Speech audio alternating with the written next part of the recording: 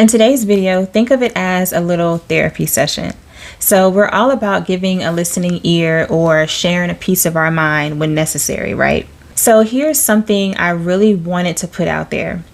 In building relationships with people, everything is not black and white. There are shades of gray. So I wanted to share a different perspective for you to consider in today's topic. I hope it resonates with you. So we're going to do things a bit differently today. You'll be the therapist and the patient. I want to see what you've learned, and I'll be a listening ear. Is that okay? Okay. Perfect. Let's take a deep breath.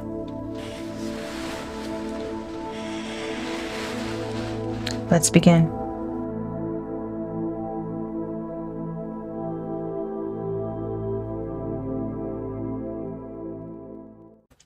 I understand you've been facing some challenges in your relationships. Could you share more about what you've been experiencing? Today we're diving into something real deep. Something that might have you nodding along saying, yes, that's exactly how I felt. Ever been with someone who seems like they're keeping you at arm's length? Playing it cool? Maybe even acting like they're not all in. And deep down, you feel like they really do care, but something's holding them back. Yeah, I've been there. It sounds like these experiences have led you to some important realizations. Can you tell me more about what you've discovered? Let me paint you a picture. Imagine you're connecting with someone and everything feels like it's natural. But as things get more real, they start pulling away, building this wall between you and them. And you're left wondering, is it me? Did I do something wrong? But here's what I need you to know. It's not about you. It's their insecurities, their past pains and disappointments, casting a shadow over what you two could have or could have been. That's significant insight. How has coming to this understanding affected you? So there I was, caught up in a whirlwind with someone who just felt right. The laughs were easy, the vibes were good, and it seemed like they were on the same page. But when I started to let my guard down, that's when things took a turn. Suddenly, it was like he hit the brakes. Calls became less frequent, plans started to fall through, and that warmth we had started to cool off. It must have been difficult to navigate those changes. What did you find yourself thinking and feeling as this was happening? At first, I brushed it off, thinking maybe life was just getting busy. But deep down, I felt this shift, like a cloud passing over the sun. And that's when the doubt crept in. Is it something I said? Something I did? I found myself replaying every moment, every conversation, looking for that sign that I missed. And through this reflection, what did you come to realize about the situation? Here's the heart of it. It wasn't about me. It was their own battle with their insecurities, shadows of past letdowns whispering doubts in their ear. They wanted to move closer, I could feel it. But those old scars made them afraid of jumping in, scared of another what if, turning into another remember when. That realization must have brought some clarity. How did you start to view your own worth in light of this? Now, ladies, I'll pause here because this is where I really need y'all to hear me. A lot of times I'll include myself because I don't want you to feel like I'm attacking you, because often when people feel attacked, they become defensive and dismissive, but I need you to stay right here with me. We think that by sticking around, we can show them we're not like the ones who hurt them before. That maybe, just maybe, they'll see us for the gems we are. But understand, sticking around trying to prove your worth in hopes that they'll change their mind, that's a road that doesn't lead anywhere good. Trust me on this. Don't put yourself through that endless wait, hoping for a change that might never come. Sounds like you've gained a deeper understanding of the situation. How did you begin to deal with these insecurities in others? Now let's dive a little deeper into what's going on with your person. Picture this. They've been through the ringer, had their heart stomped on, and been let down more times than they care to count. So what do? They start building these walls, brick by emotional brick, all to keep from diving too deep and risking the heartache all over again. Recognizing that must have been pivotal. How did this affect the way you interacted with them and viewed the relationship? These insecurities, they're like ghosts from their past, whispering doubts, fears, making them do things that just don't seem like them. They might push you away, keeping things light and breezy, even when you feel there's something more beneath the surface. It's not that they don't care. It's that caring too much has burned them before. So they play it safe, keep you at arm's length, because to them, it feels safer that way. But deep down, it's those insecurities, those past pains calling the shots. Understanding their perspective must have been challenging, yet enlightening. How did this realization impact your feelings towards the relationship and your own self-esteem?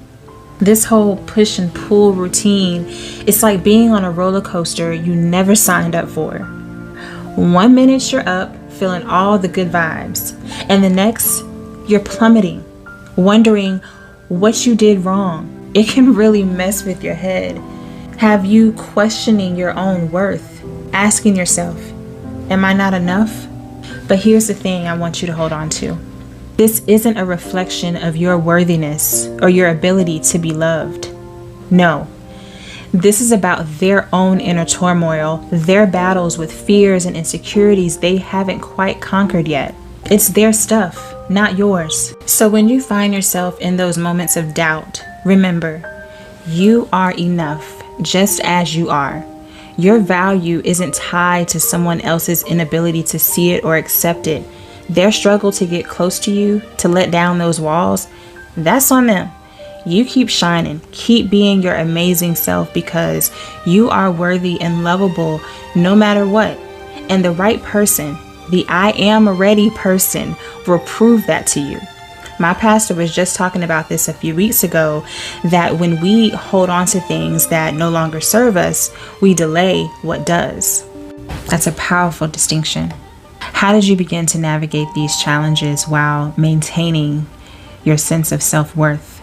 Now, let's talk about how to spot the signs when someone's actions are more about their insecurities than about their feelings for you. Sometimes it's not that they're not into you or don't want to commit, it's their inner fears playing the lead role. You might notice they're hot and cold one day, all in, and the next they're nowhere to be found. Or maybe they overreact to the small things. They get jealous over nothing or keep making excuses for not getting closer. It's like they're performing in a play where the script keeps changing. Are they pulling back because they're scared of getting hurt again? Are there mixed signals a way to protect themselves? Understanding this can help you see the situation for what it really is, not just the confusing surface level actions. It's about empathy, about seeing beyond the facade and recognizing the real reasons for their behavior. I'm not saying this is an excuse to stay in the midst of all that confusion, but this insight can be a game changer in how you respond and connect with them. Recognizing these signs must have been crucial for you. How did you adjust your approach and response to these insights? Navigating this kind of dynamic where insecurities are in the mix requires a whole lot of heart and a dash of wisdom. First things first, open, honest communication is your best friend here. It's about sitting down and having those real talks, letting them know, I see you. I feel you, and I'm here for you. But it's also crucial to voice your own feelings. to make sure you're not just blending in to their emotional landscape and losing pieces of yourself along the way. Communication is key indeed.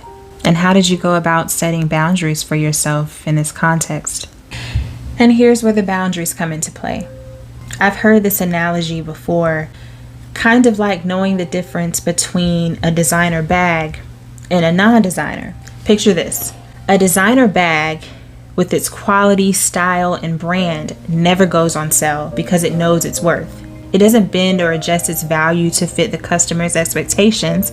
On the flip side, a non-designer bag might frequently hit the sale rack trying to appeal to as many customers as possible, even if it means lowering its value. This is a lot like setting your personal boundaries. Think of yourself as that designer bag. You know your worth, and you don't compromise it to meet someone else's needs or insecurities. Your boundaries are your personal guidelines, the lines that help you maintain your value and define where you end and where someone else begins. That's a very empowering way to view boundaries. It's clear you've done considerable work to understand and navigate these complex dynamics. How do you feel about your journey now, looking back?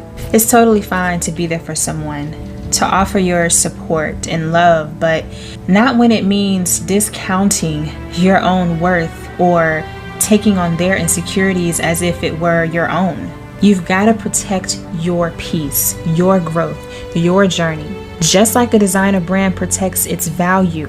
Setting these boundaries isn't about pushing people away. Rather, it's about keeping the essence of you intact, maintaining your value without going on sale.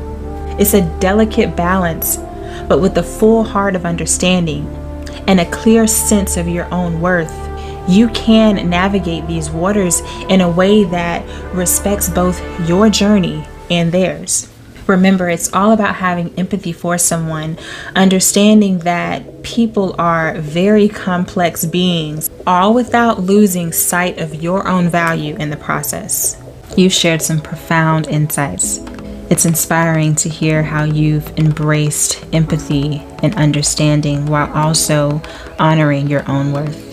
Thank you for opening up about your experiences and the wisdom you've gained along the way.